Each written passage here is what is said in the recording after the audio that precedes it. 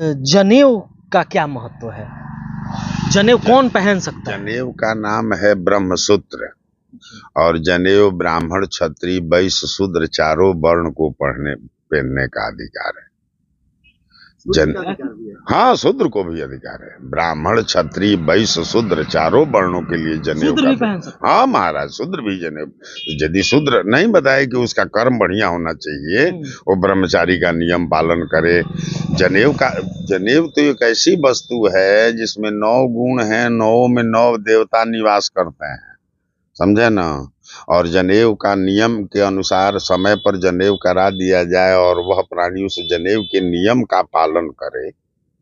क्या नियम है जनेऊ का? और जनेऊ का नियम है कि सबका छुआ हुआ नहीं खाएगा वो। स्वयं पाकी, आप में अपनी शक्ति को जगाने के लिए कि एक बहुत बड़ी विधि योग में बतला दी। स्वयं पाकी अपना भोजन बना करके वो करता है, ठीक है ना।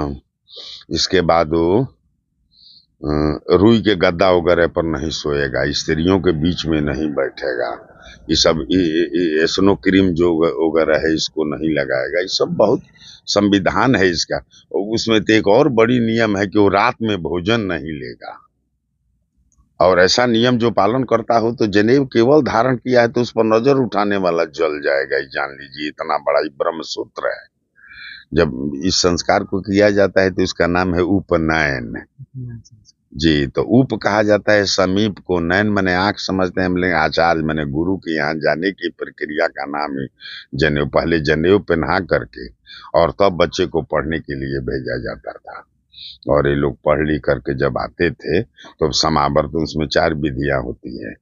चूड़ाकरण मने हजामत बनाना, इसके बाद उपनयन जनेऊ धारण करना, तब वेदारंभ वेद पढ़ाने की विधि।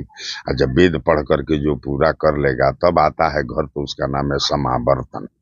उस समय आएगा तो उसको अब गृहस्थ बनाने की प्रक्रिया शुरू की जाती है, ठीक है ना। और गृहस्थ बनाया जाता है। ब्रह्मचर्य आश्रम, गृहस्थ आश्रम, वानप्रस्थ आश्रम और संन्यास आश्रम, ये चार आश्रमों में हम लोगों के जीवन को बांटा गया है, ठीक है ना। तो ब्रह्मचर्य में प्रवेश के लिए यज्ञोपवीत सर्वोपरि वस्तु है, इतना ही जानिए। ब्रह्मसूत्र कहा जाता है।